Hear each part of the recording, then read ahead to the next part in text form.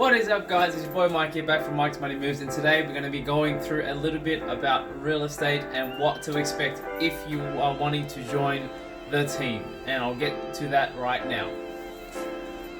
So guys, if you guys are watching this video, you guys know we are about to talk about what to expect in the daily lives of doing real estate and being a real estate agent. So if you guys didn't know, on my last video, you guys would have seen that I had recently started doing real estate and I am in the industry now. I wanted to get into this for a little while and I finally made the jump and the plunge. So we're going to go through what to expect. So guys, if you guys are thinking it's going to be about making fast money, fast cars, fast women, and getting everything done straight away, I am sad to say it's not going to happen. Unless somehow you've already accomplished that some way. If you do, let me know. So just to give you guys an idea of an update of what to expect if you are going to be joining the industry.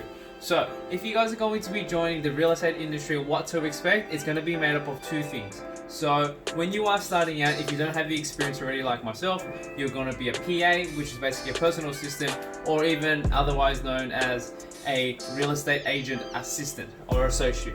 So in a daily life of what to expect, what you guys are going to be doing is two main things. So two things that you guys are going to be doing is going to be prospecting, which involves door knocking, which basically means every single day or sometime of the week, you will have to physically go out of your time, go on to certain locations. So what they're going to make you do, right, depending on which industry, where you are, demographic, and the agency that you work for, you're going to be going to different areas and you will be knocking on doors. So basically that involves you knocking on someone's door. If you have a flyer, if you have a pamphlet, basically the whole point of your job is to basically get and make and generate leads. So very similar like a telemarketer over the phone, trying to go through the calls and get leads. You're physically knocking on doors, showing people that, hey, we're from this company or from this agency. Would you guys be interested in selling your home or buying a home in this area? And you'd show them, you know, if you've sold any in that area and giving them an idea. So what's going to set you apart from you and another agent is going to be a couple different factors, and I'll give you guys an idea so far in my experience of starting this time of the year. So just to give you an idea, the difference between you and another agent is going to be the personal touch. Yes, it's going to be great to have the knowledge. Knowledge is very, very important to have, because if you have all the knowledge, people are going to want to listen to you a lot more, and they want to obviously understand you. Oh, this person that I'm talking to knows what he's talking about or know what she's talking about, and maybe I definitely should look into them because I want to sell something and to someone who knows what they're talking about. So one thing you guys got to remember is that we are selling homes that are people's personal homes. So they've pretty much been here for like a lot of time. They've been here for decades and decades and decades, and they're finally looking at the time to sell their homes. They're not just going to sell to someone who's not going to know what they're talking about, and because one, it's a personal asset to them, it's a belonging for them, and two, they want to obviously make sure the right person is selling their home because it's their prized possession, and they obviously want to know more about how much they can make from it or how much they can sell it for, and vice versa as well. That's going to be one of the other differences. Two, so another thing, guys, is going to make a difference between you and somebody else when it goes to door knocking is going to be your personal characteristics. So what that basically means on my point of view is going to be how you interact with the physical person that's in front of you. So this will vary depending on where you go. So I'm sure you guys have seen a lot of other videos, and I'm sure you've seen there's a certain structure on what you need to do. This is how you talk to someone. This is what you need to do, which is great. So there definitely still needs to be a sort of structure to making sure to get back on track on where you want the conversation to go. But what you need to understand is you need to mirror the person who is in the door that you're talking to as well. Because you need to understand, in different demographics and in different places that you go to, people are going to be different, and not every two person are the same. So you need to understand that as well. So if you are talking to someone who's a little bit of an elderly mature age, you're not going to be talking to them like they're your friends. You need to understand that obviously they've grown up differently, you've grown up differently, different ethnics, different nationalities, different races and age, all those kinds of things come into hand as well. So you need to understand how to talk to a certain type of person. So with your friends, for example, if you were talking and going out with them, you'd be very loud, you wouldn't be very formal, you'd be a lot more casual, and you wouldn't have that sort of professional sort of tone. But if you're talking to someone who's a little bit older, you know, in their 60s, 50s, 70s, they're not going to be wanting to hear very loud tones. You want to talk to them a little bit softer, you want to be a little bit more calm, and you want to be a little bit more sincere in the tone that you're talking with as well. That's going to make a huge difference compared to you and the next agent that comes by. Number 3, so a personal touch is going to be great, but one thing you need to understand is you need to have some sort of connection with that person. So that's going to be the difference between you and another agent, because you are going to understand that people buy from people at the end of the day. Yes, you still need to go through the sales structure of how to sell and how to get people information and things like that, but people connect on a personal note. So how many times have you gone out and seen and interacted with someone, and there was certain things that you remember about them because they related to you, or you guys had something in common?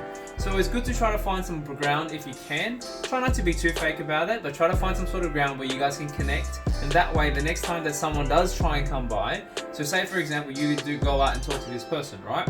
You talk to them, you create a conversation, you find out they're interested in something, and so are you. You have that sort of connection and you're building a relationship without even knowing it.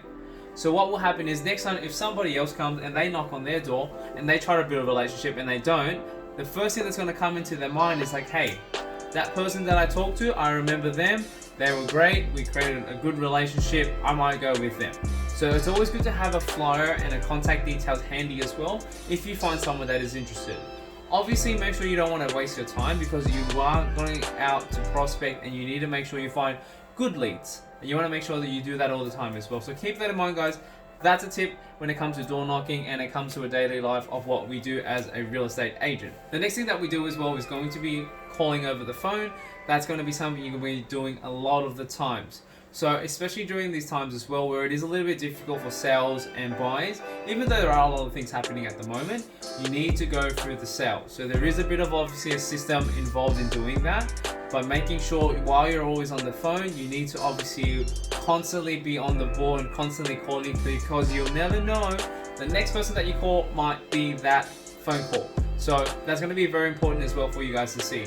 So while you guys are making the calls, it's obviously good to obviously have a nice little tally to break down how many people you need to call to make a lead, but also keeping in mind as well, it's still the same concept when it comes to door knocking and calling over the phone. You need to be able to have a connection with someone. It is a little bit more difficult over the phone because you can't physically see the person who's on the other line. But what you need to understand is you need to talk while you're talking with them. You need to find some sort of common ground with them as well. So if you have a little bit of information about them, make sure to use that to your advantage. Make sure to understand who they are. Make sure to understand where they're coming from. If you know the area a little well, sport, anything that comes into mind, if you can get some sort of information. The whole point of being on the phones all the time is you don't want to be the one talking. You want them to be the one talking and giving you information. And while they're giving you information, it's good to write it down, because what you guys can do is you guys can rehash it, or you can re-explain it in a way where it is relevant to them, to the situation that you're going with as well.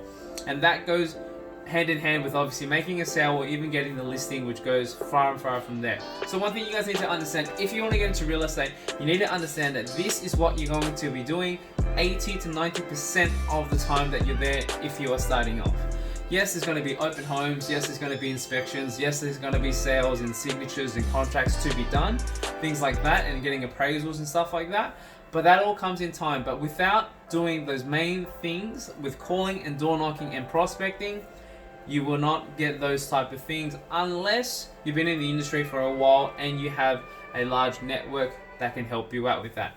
And if you don't, well, guess what? Those two things are going to be what's going to make you different from one to the other.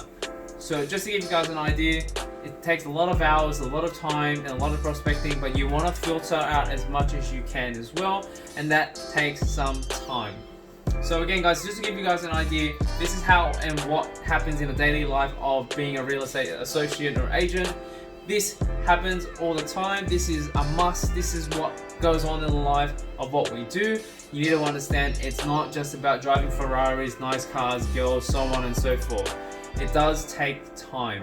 So if you're just jumping into real estate now and you're just watching this video, you need to understand that it doesn't happen that quickly. You need to create a database, you need time, and you need experience. And that's one thing that a lot of people lack, because all they want to do is they want to jump straight to the top, but they always forget about the struggles that are underneath it that come with the job as well. So keep that in mind. So if you want to know, like I said, more about what it's about, it's very simple.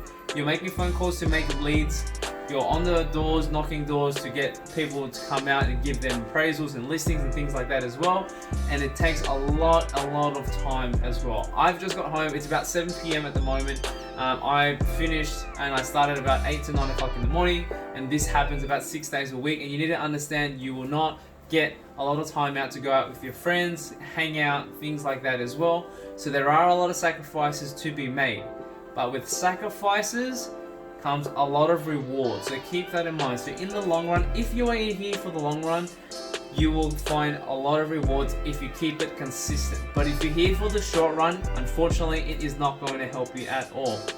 So guys, that's my little rant about what's to expect in the real estate industry. If you guys enjoyed the video, make sure to give it a thumbs up. If you guys haven't subscribed, make sure to subscribe, guys. My name is Mike from Mike's Money Moves. We like to talk about making money, saving money, investing, health, wealth, real estate now, and all of the above. If you guys have any other tips for those who are looking to join the industry as well, put it down in the comments below so that they know what's happening and what to expect as well. We all can help each other become better, and we all can all sift out those who, just wasting time or wanting that career little path and tips as well. Guys, I hope that helped you guys a lot, and I'll see you guys on the next one.